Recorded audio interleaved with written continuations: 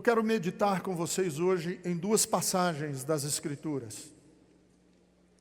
Elas se encontram no Antigo Testamento. A primeira delas se encontra no primeiro livro dos Reis. Lá no Antigo Testamento, se você abrir a sua Bíblia bem no meio, que é o livro dos Salmos, fica mais ou menos no meio da Bíblia, volte um pouquinho mais até o primeiro livro dos Reis, que conta a história dos reis, antigos de Israel, de Judá. Primeiro livro dos Reis, capítulo de número 19. Nós vamos ler a partir do versículo de número 11.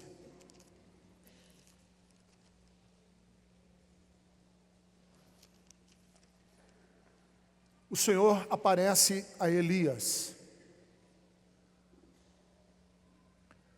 O profeta Elias, o grande profeta Elias, ícone em Israel. O Senhor lhe disse para Elias: saia e fique no monte, na presença do Senhor, pois o Senhor vai passar. Então veio um vento fortíssimo, que separou os montes e esmigalhou as rochas diante do Senhor. Mas o Senhor não estava no vento. Depois do vento houve um terremoto, mas o Senhor não estava no terremoto. Depois do terremoto houve um fogo, mas o Senhor não estava nele. Depois do fogo houve um murmúrio de uma brisa suave. Tem uma outra tradução da Bíblia que diz: houve um cicio silencioso do vento, uma calmaria. Quando Elias ouviu, puxou a capa para cobrir o rosto e saiu e ficou à entrada da caverna. Deus estava no vento silencioso. Agora abra comigo também, mais para frente da sua Bíblia, no livro do profeta Isaías, capítulo de número 45, versículo de número 15, apenas um versículo. Isaías 45, 15. Verdadeiramente, tu és um Deus que se esconde. Fale para Deus agora comigo hoje pela manhã, por favor. Essa é uma oração. Diga verdadeiramente, diga. Tu és um Deus que se esconde. Ó Deus e Salvador de Israel.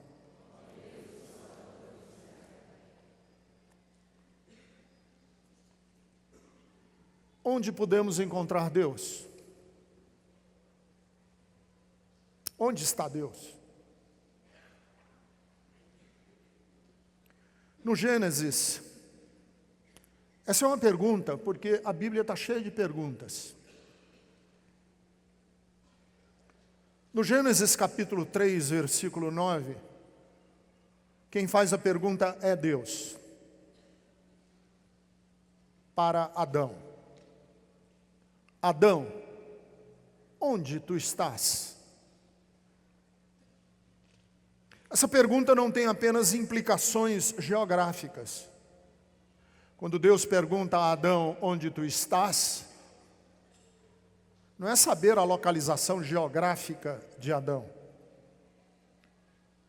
Essa pergunta, onde tu estás, é uma resposta que a psicologia tenta responder quando a gente faz terapia. Onde você está?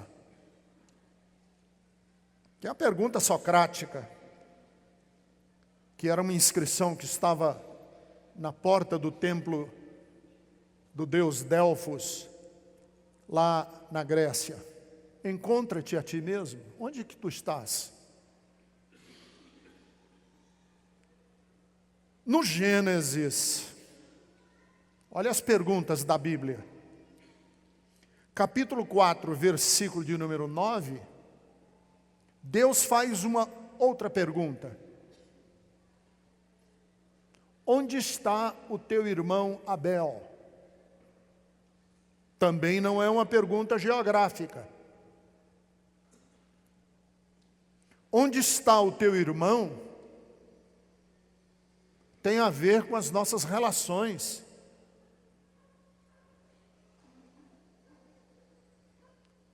E o Caim respondeu essa pergunta com uma outra pergunta, que também não é uma pergunta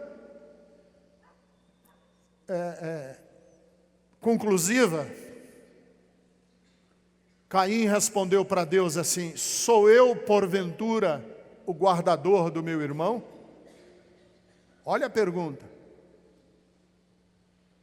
Quantas vezes você já fez essa pergunta na sua vida? Sou eu, porventura, o guardador do imigrante do Haiti que vem para o Brasil?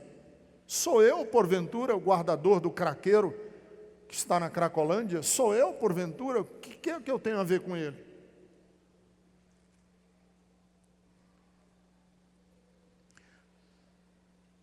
Deus está onde? Não é uma pergunta geográfica. Porque no Êxodo, capítulo de número 3, quando Moisés está diante da sarça ardente, Moisés diz assim: quando eu comparecer diante dos israelitas e disser que Deus me mandou,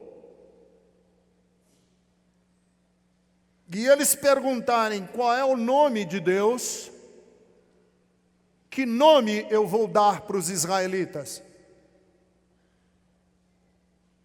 E Deus respondeu para Moisés: Moisés, eu sou o que sou.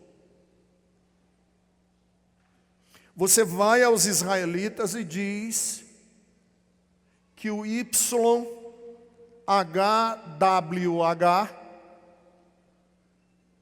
te enviou. É um nome sem vogais, portanto sem pronúncia. Não tem como pronunciar. Vai e diz aos israelitas que o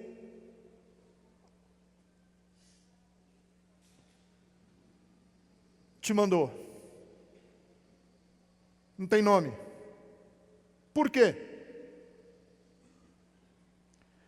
Porque quando a gente tem um nome, a gente tem uma definição.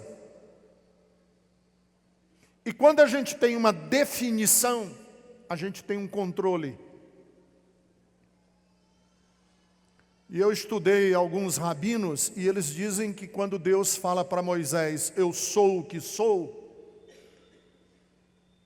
o que Deus está querendo dizer para Moisés é: eu não sou um substantivo, eu sou a ação, o verbo. Eu sou um Deus em movimento, não é um substantivo, é uma ação. Olha uma mudança de chave que a gente tem que ter na nossa cabeça. Porque quando a gente pensa em Deus, geralmente a gente pensa em Deus como um velhinho, não tão velhinho, mas um velho, forte, barbas grandes, lá no céu, que vez por outra estende a mão na nossa direção. A gente pensa em Deus como um substantivo. E Deus diz para Moisés: Moisés, eu sou o que sou. Vai e diz aos israelitas que o eu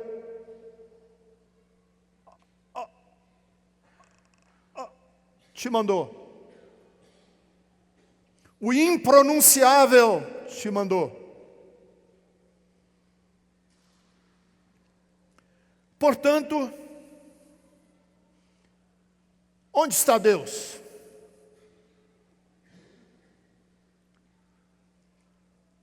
Eu diria que essa pergunta, aliás, eu diria que são 3 as perguntas fundamentais que nós temos que fazer a respeito de Deus, todos nós. Todos nós precisamos fazer 3 perguntas a respeito de Deus. A primeira é essa: onde está Deus? A segunda pergunta que nós temos que fazer a respeito de Deus é: Deus controla tudo? E a terceira pergunta que nós temos que fazer a respeito de Deus é a seguinte: o céu compensa as injustiças da terra? Vamos fazer essas 3 perguntas. Onde está Deus? Deus controla tudo? Terceiro, o céu compensa as injustiças da terra?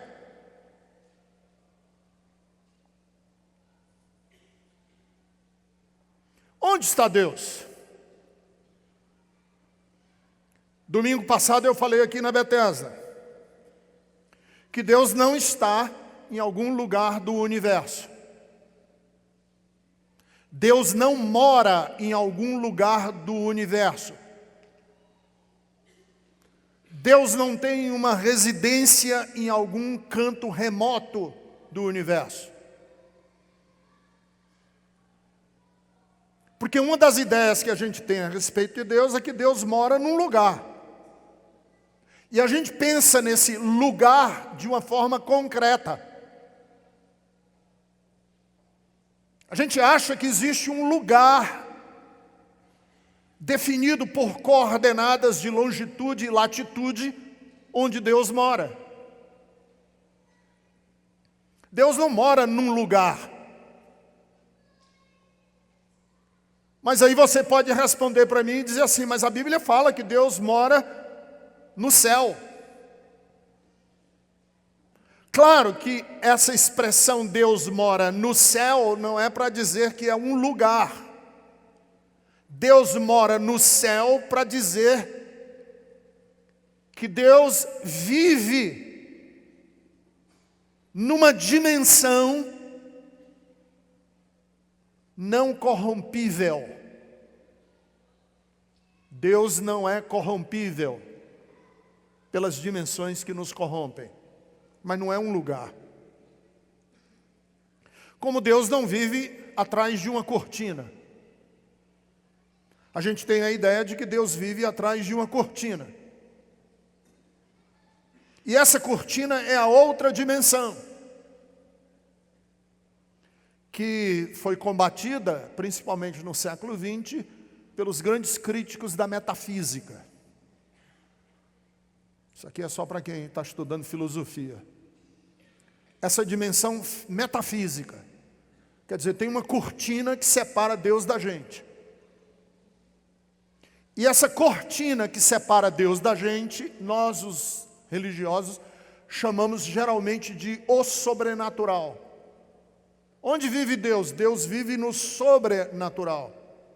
Quer dizer, fora do natural. Isto é, Deus vive numa 4ª dimensão. Mas essas imagens que nós criamos, elas são muitas vezes pulverizadas pela Bíblia. Por quê?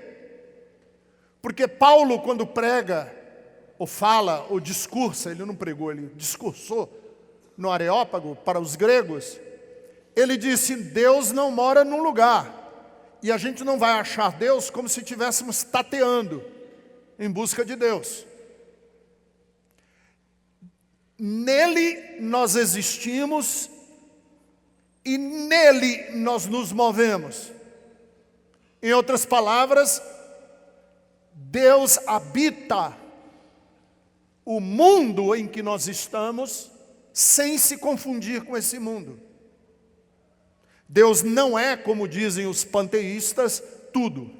Porque se Deus fosse tudo, eu diria que esse que esse papel é Deus, porque Deus é tudo. Isso é o panteísmo. Não, Deus está em tudo, habita tudo, sem se confundir e sem ser tudo. Jacó viu isso, quando ele teve uma visão de uma escada, que os anjos de Deus subiam e desciam por essa escada, e a escada tinha o pé na terra, ou os pés na terra, e o topo da escada tocava o céu. Que quer dizer essa visão de Jacó? Que nós vivemos numa dimensão em que céu e terra se unem por uma escada. Nós acreditamos, como o salmista disse, que a terra está cheia da glória de Deus. Onde está Deus? Deus está entre nós, porque Jesus disse que o reino de Deus está no meio de vocês. E disse mais, o reino de Deus está em vocês. Onde está Deus? Deus está entre nós. Tudo habita a glória de Deus. Agora, Deus não é, por exemplo, a natureza, como querem os esotéricos. Inclusive, você não vai achar Deus na natureza. A natureza, por mais bonita que ela seja, não é uma boa revelação de Deus. A natureza é linda.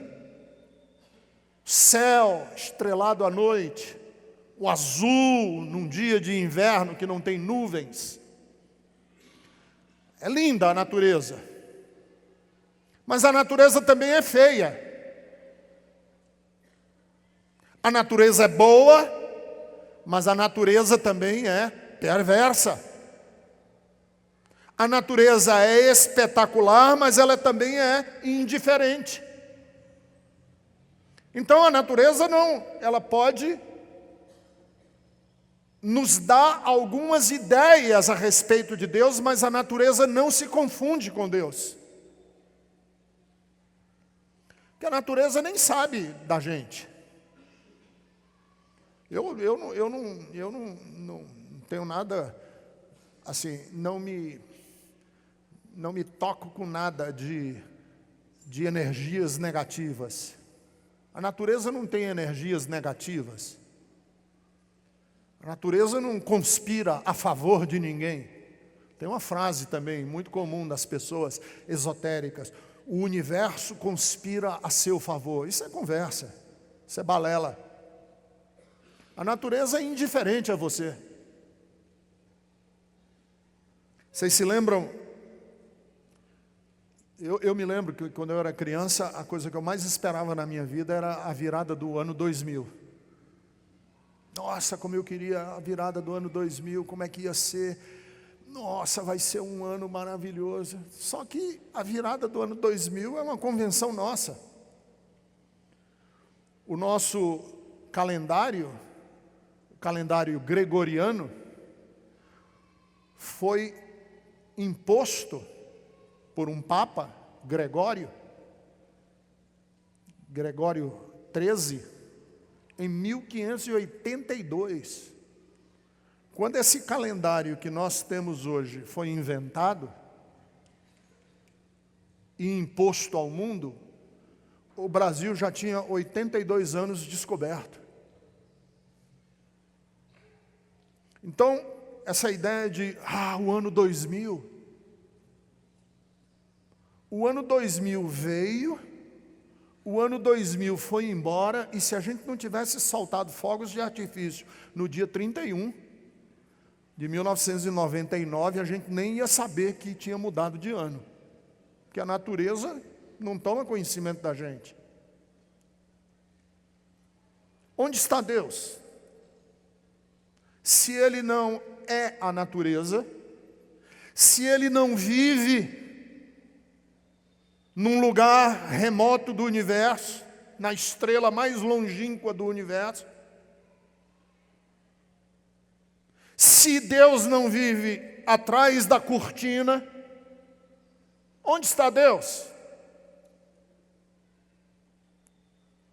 Eu posso responder onde está Deus com o conceito que Moisés teve de Deus no capítulo 3 do Êxodo. Deus está presente nas ações. Deus é o verbo, não é um substantivo, é um verbo, são ações. Mas não toda ação. Porque Deus não está no ato da maldade. Deus não está na injustiça. Deus não está na tortura e nem com o torturador. Deus não está na desqualificação de ninguém. Os brasileiros ficaram chocados há alguns dias que um rapaz que tem deficiências mentais foi preso por outros e tatuaram na testa dele que ele era ladrão. Deus não está nesse ato grotesco de tortura. Isso foi uma tortura. Deus não estava na tempestade de Elias. Se Deus não estava na tempestade de Elias, e Deus não está nas tempestades, e nós temos que tirar isso da nossa cabeça, que o furacão que devastou o Haiti, Deus estava naquele furacão. Deus não estava no furacão que devastou o Haiti. Deus não estava no incêndio que assolou Portugal ontem à noite e matou 58 pessoas, algumas presas dentro do carro, sem poder sair, e o fogo pegando fogo e as pessoas morrendo. Onde está Deus? Se Deus não está no torturador, Deus não está na tempestade, onde está Deus? Deus está na motivação das pessoas que querem ir cuidar dos que sofreram.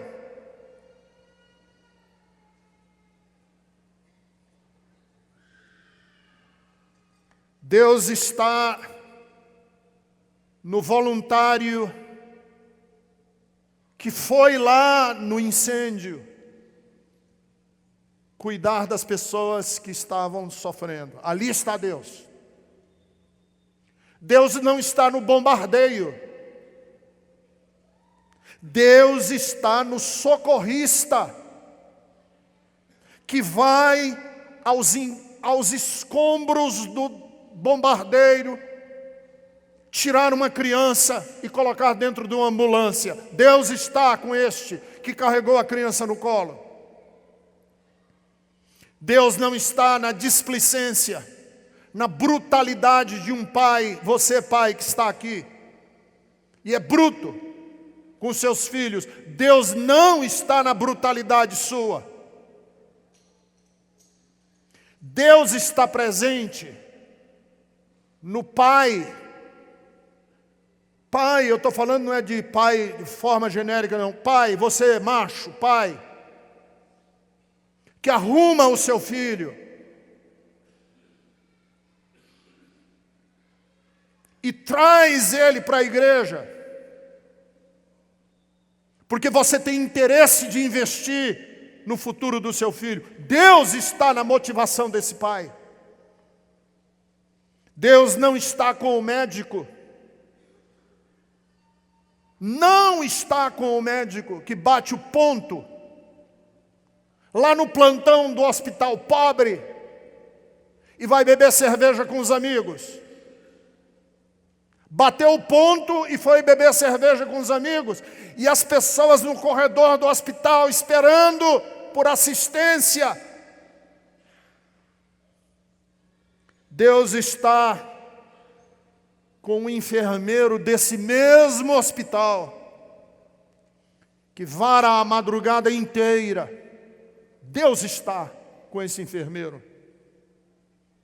que não faz apenas o obrigatório, mas trata cada pessoa com humanidade. Deus não está com quem age com maldade, com injustiça. Então deixa eu falar, se você não enxergar Deus nas relações humanas, você não enxergará Deus nem na natureza, nem na igreja e nem nas páginas da Bíblia. Não enxergará. Deus será sempre uma abstração para você. Sabe por quê? Porque 1 de João, capítulo de número 4, dos versículos 7 ao versículo 12, a Bíblia é peremptória, é taxativa. Amados, amemo-nos uns aos outros, porque o amor procede de Deus, e aquele que ama é nascido de Deus e conhece a Deus. Quem conhece a Deus? Aquele que ama. Foi assim que Deus manifestou o seu amor entre nós. Ele enviou o seu Filho unigênito ao mundo para que pudéssemos viver por meio dele.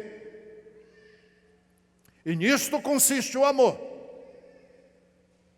Não em que nós tenhamos amado a Deus, mas que Deus nos amou primeiro. E enviou o seu Filho para a propiciação dos nossos pecados. Amados, visto que Deus assim nos amou, nós também devemos amarmos-nos uns aos outros. Porque ninguém jamais viu a Deus. Mas se nós nos amarmos uns aos outros, Deus permanece em nós, e seu amor será visto, será aperfeiçoado nas nossas ações e nos nossos atos. Deus não é um substantivo, Deus é um verbo que se encarna, é um verbo que vira carne, virou carne em Jesus. Por isso é que ele é chamado o primogênito, o unigênito, mas é mistério. É imperativo que ele também vire carne em cada um de nós. Se Deus não encarnar, ninguém vai ver Deus nunca. Segunda pergunta, Deus controla tudo? Eu acho que já respondi na primeira. Não, Deus não controla tudo. Porque controle e amor são paradoxos. Não é que eles são paradoxos, eles são contraditórios entre si. Assim como eu não posso ir para frente e para trás ao mesmo tempo, não posso ir para frente e para trás ao mesmo tempo. Ou eu vou para frente ou eu vou para trás.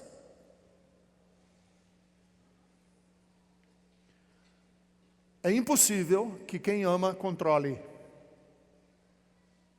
E todas as pessoas que controlam não amam.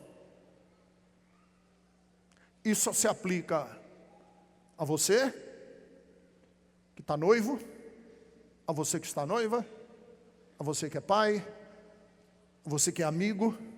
Quem controla, abriu mão do amor. E quem ama, abre mão do controle. Deus controla tudo? Não, porque Deus é amor. Mas eu tenho que admitir que existem inúmeros versículos da Bíblia que dizem que Deus controla tudo. Tem. E eu tenho que admitir, eu tenho que ser honesto em admitir e aceitar que existem versículos da Bíblia em que Deus tem tudo sob o seu controle. Salmo 103, versículo de número 19. O Senhor estabeleceu o seu trono nos céus e como rei domina tudo o que existe. Jó 42:2, eu sei que tudo podes e que nenhum dos teus planos pode ser frustrado. Está na Bíblia, tenho que admitir. Mas é preciso que você também admita que existem outros versículos na Bíblia em que Deus não tem tudo sob o seu controle. Por exemplo, Jesus não conseguiu controlar Jerusalém. Jesus, não é que ele não conseguiu, é que ele amou, e quem ama não controla. E por isso, nós temos na Bíblia, no capítulo 23 de Mateus, no versículo de número 37, Jesus olhando para a cidade e dizendo assim para a cidade de Jerusalém: Jerusalém, Jerusalém, você que mata os profetas, apedreja-os que lhes são enviados, quantas vezes eu quis reunir vocês como pintinhos debaixo das minhas asas, mas vocês não quiseram.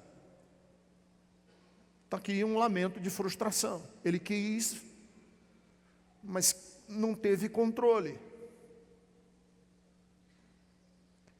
É o pai que diz: meu filho, eu sempre quis que você fosse por esse caminho, mas você escolheu outro.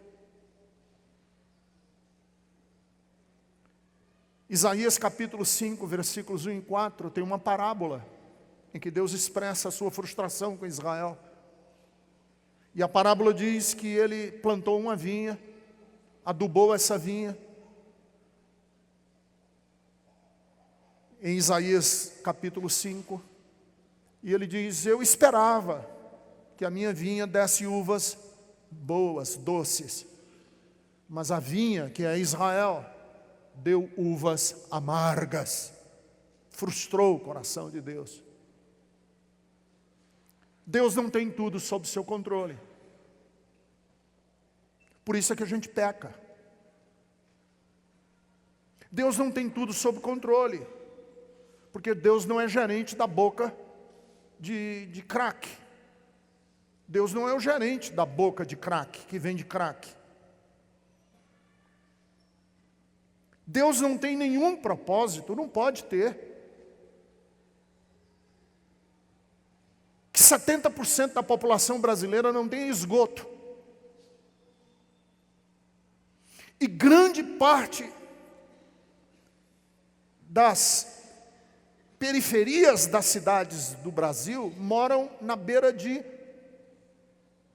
esgotos a céu aberto. Pessoas que moram do lado do esgoto, em cima do esgoto. E o pior é que o dinheiro que era para fazer o saneamento daquela região está sendo gasto pela madame numa loja cara da Europa, em Paris, porque é o dinheiro da propina e da corrupção, que era para construir aquilo ali, e ao invés de construir isso aqui, a madame, esposa do político, está gastando em Paris $30 mil por uma bolsa. E aí o crente que vem para mim e diz assim: não, mas Deus sabe o que está fazendo. Deus? Não jogue isso nas costas de Deus. Isso é pecado. É um assinte a Deus. Isso é um deboche contra Deus, que ama todas as pessoas, inclusive o favelado que mora na beira do esgoto. Não venha me dizer que Deus tem o bandido, o estuprador debaixo do seu controle, porque Deus não tem. E não tem, não é porque Deus seja fraco. Não tem, porque Ele é amor. E quem ama não controla. Terceira pergunta: a esperança do céu resolve as questões da injustiça da terra? O céu compensa a injustiça na terra?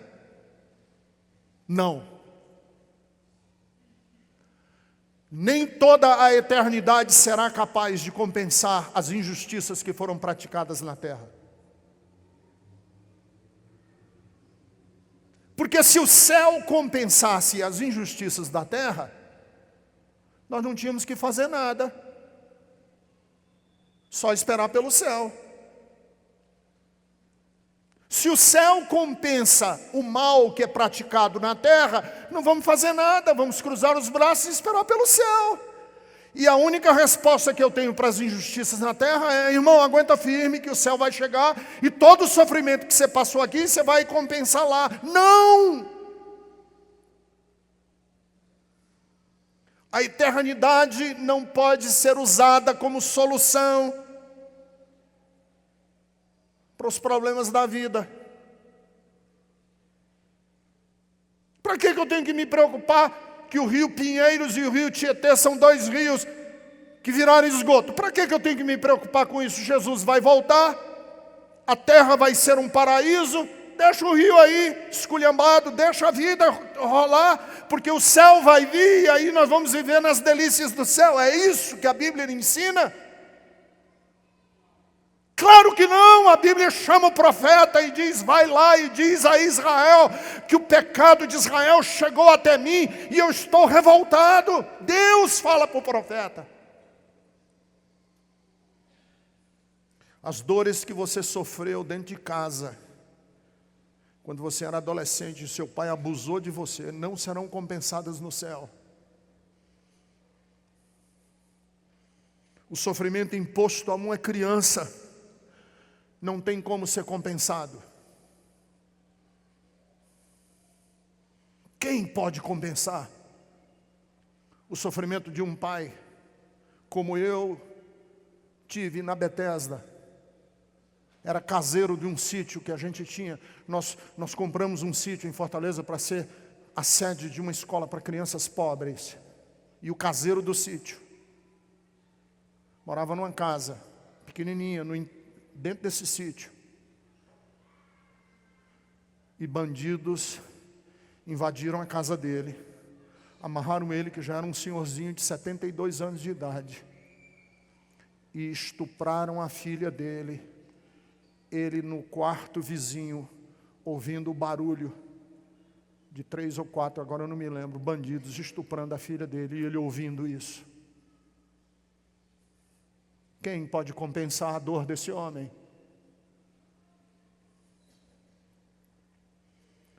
Não há nada que compense o sofrimento que alguém produz em alguém. Por isso é que a Bíblia manda que nós sejamos super cuidadosos com quem a gente fere.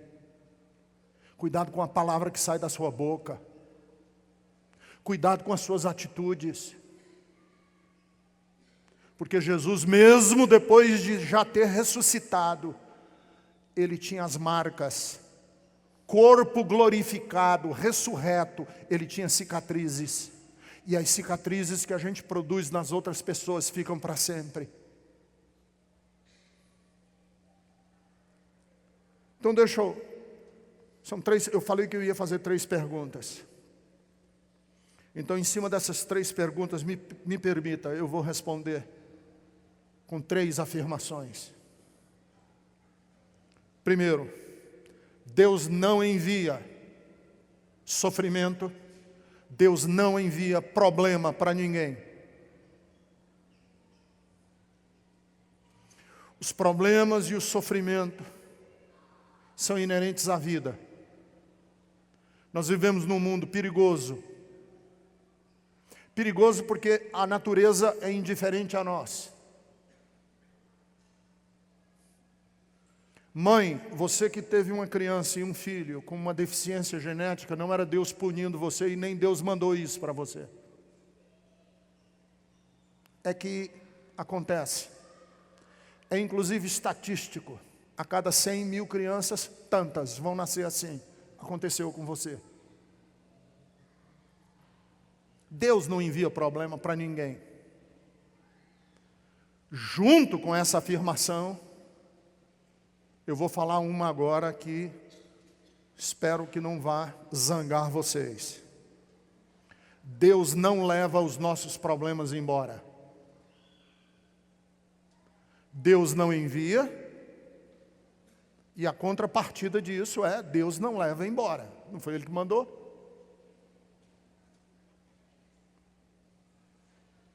Porque os desdobramentos de viver não são ações diretas de Deus sobre nossa vida. Deus não está envolvido nas maldades que são praticadas contra você. Deus não tem nada a ver com isso.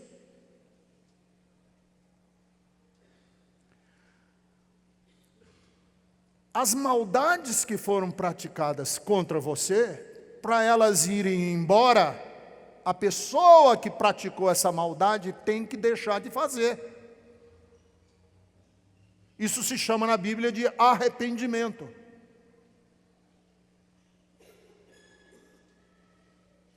Onde está Deus então, se Ele nem mandou e nem tira? Deus se faz presente. Deus está na nossa capacidade, ao nos capacitar, para que homens e mulheres, eu e você, nos mostremos corajosos, para que nós nos reinventemos, para que a gente se supere nas situações que a vida está aí empurrando para nós o tempo inteiro.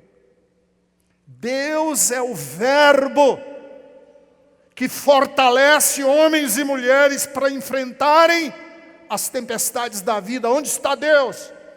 Deus está na raiz do seu ser, no âmago do seu ser, lhe levantando para você não sucumbir quando a tempestade bater.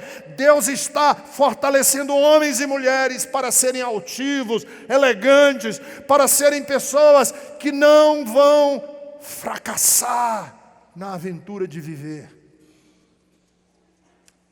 E como Deus faz isso, pastor Ricardo? Deus nos desperta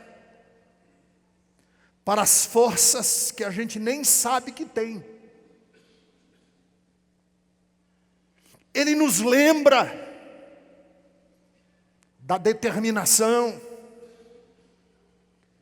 Ele sopra em nós para que nós sejamos incentivados por Ele a não sucumbirmos às adversidades da vida.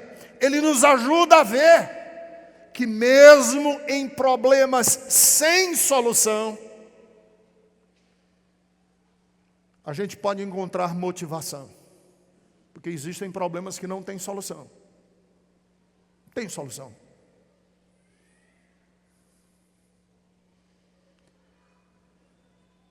Tem solução. Não adianta eu enganar vocês. Tem problema na vida que não tem solução. Não vai ter solução. Você perdeu uma perna. Você foi atropelado. Um bêbado bateu no seu carro e você perdeu a perna. Deixa eu dizer para você, não tem solução. Como a gente acredita que a perna vai crescer de volta. Não vai crescer de volta a sua perna. Você tem que se reinventar sem perna na vida.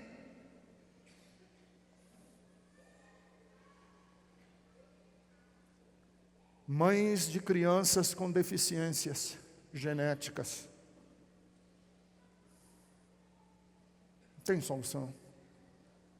E você sabe qual é a beleza? Eu já lidei com muitas mães, e nós temos aqui na Bethesda mães com crianças com deficiência, e vocês já devem ter visto. Mães que chegam aqui com seus filhos na cadeira de roda. Não adianta eu chegar para essa mãe e dizer, olha, não vai ter solução. Como a gente acha que vai ter solução. Mas você sabe o que eu acho bonito e lindo nessas mães? Todas elas, com quem eu já conversei, elas não tratam os filhos como um fardo. O filho não é um fardo. Às vezes, você que está grávida, ou você que quer engravidar, talvez você pense assim, se acontecesse comigo, eu não ia aguentar. Aí está a beleza do agir de Deus. Essas mães também um dia pensaram, eu jamais aguentaria. E hoje elas olham para trás e elas dizem exatamente o oposto. Elas dizem, não é que eu aguento meu filho, eu amo. Então, no limite das minhas forças, Deus quer ser o ânimo para o próximo passo. Ele quer que você encontre um segundo fôlego. E vai ajudar você a encontrar esse segundo fôlego que está dentro de você. Para você enfrentar os seus desafios. Deus quer ajudar você a encontrar forças que você jamais imaginava que existiam dentro de você. E você diz assim, eu não imaginava que eu era quem eu sou, porque eu tinha uma baixa autoestima, eu era uma pessoa cheia de complexos, cheia de traumas, eu jamais imaginei que eu seria quem eu sou hoje. E por que você é essa pessoa de cabeça erguida hoje? Porque o Evangelho me ensinou que eu sou filho de Deus, eu posso levantar a minha cabeça e enfrentar as tempestades que a vida impuser, porque Deus é comigo, e se Deus é comigo, ninguém pode ser contra mim.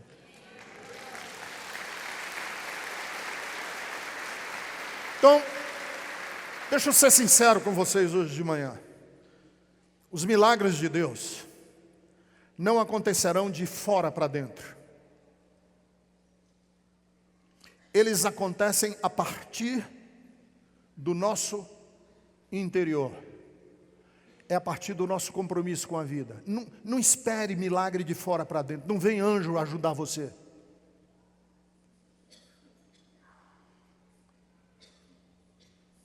Se existe uma dificuldade, deixa eu dar um exemplo para vocês. A malária. A malária é um problema que afeta muitos países pobres. Como que Deus vai resolver a malária no mundo? Deus não vai resolver o problema da malária no mundo.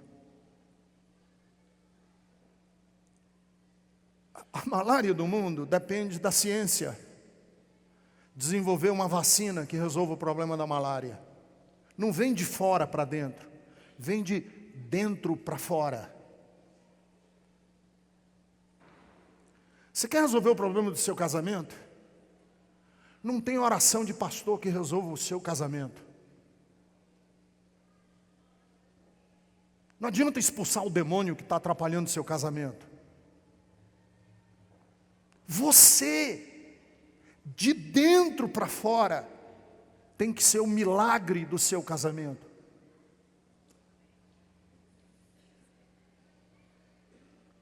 Aí alguém chega para mim e diz assim, mas eu conheço fulano de tal que estava com dengue lá no Ceará, orou e Jesus curou ele da dengue. Parece lindo, não é? Não é lindo isso? Fulano estava morrendo de dengue, pastor, e Deus foi lá e curou ele de dengue, aleluia. Não, isso não é aleluia, isso é ai. Por que que Deus iria na casa do fulano de tal dos Anzóis Pereira resolver o problema da dengue de quando lá no Ceará tem milhares de pessoas com dengue?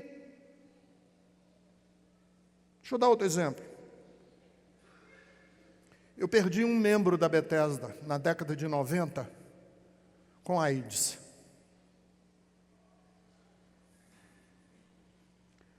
Não vou entrar em detalhe, mas ele era membro da Bethesda quando a Bethesda estava começando. Os 3 anos que a Bethesda começou, ele teve AIDS, tinha HIV, desenvolveu AIDS e morreu. Uma morte terrível, grande sofrimento. Orei com ele, acompanhei a morte dele e ele morreu. Alguns anos depois, eu recebi um telefonema de um pastor da Bethesda de Anápolis, que queria que eu conversasse com o pai de um rapaz estudante de medicina, que foi fazer um procedimento médico, se picou na luva com uma agulha infectada e pegou HIV. E o pai veio conversar comigo. Filho estudante de medicina com HIV. Num gesto involuntário, mal feito, num protocolo que ele ainda não dominava direito, que se contaminou, se autocontaminou. O que eu posso dizer para esse pai? Não, vamos esperar por um milagre, se eu acabei de enterrar um membro da Bethesda que morreu. Sabe o que eu disse para ele?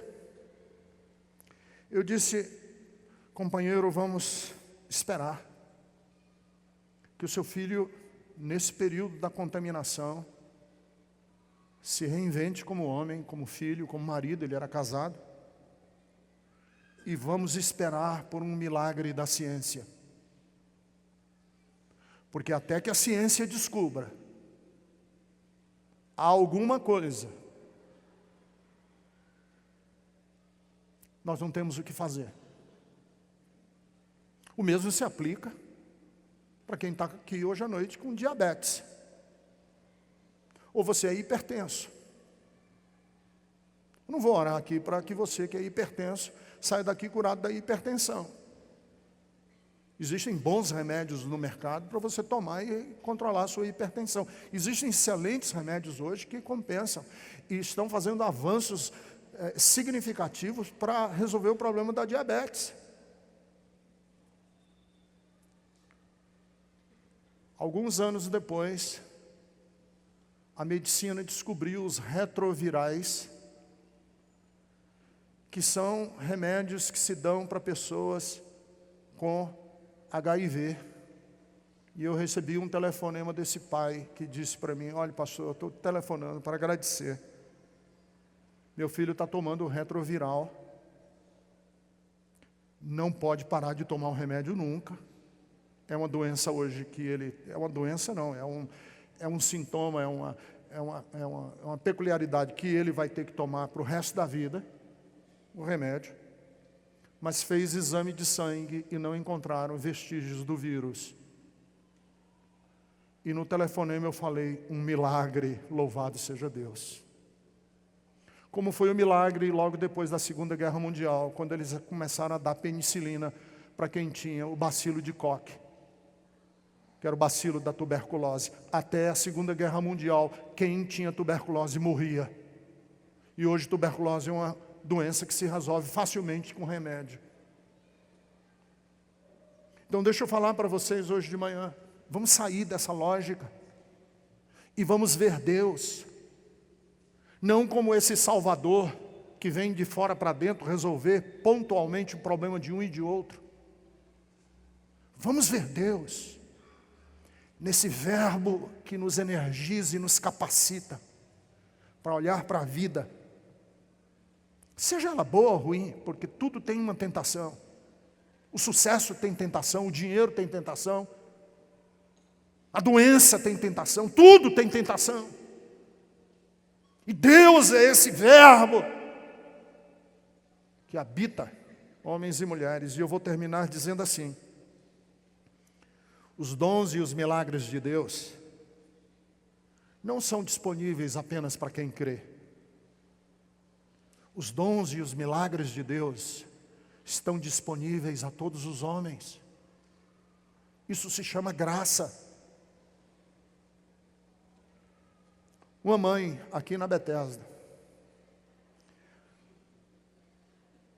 mãe de uma criança com síndrome de Down, falou assim para mim um dia, ali no corredor. Ela falou, Ricardo, se eu tivesse feito o teste, os primeiros dias da minha gravidez, eu teria como interromper a minha gravidez. Eu não fiz. Nasceu a Rita. A Rita foi a experiência mais difícil que eu já tive na minha vida. mas ela também foi a mais linda. Eu não tenho maior riqueza na minha vida que essa minha filha.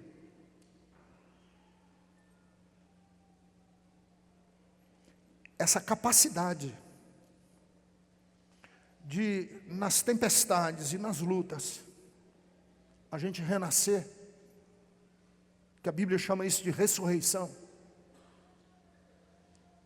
É Deus agindo em nós, e Ele age não em você só, Ele quer agir na humanidade inteira. Por isso que é importante a gente abrir a janela e olhar não pelo buraquinho da fechadura.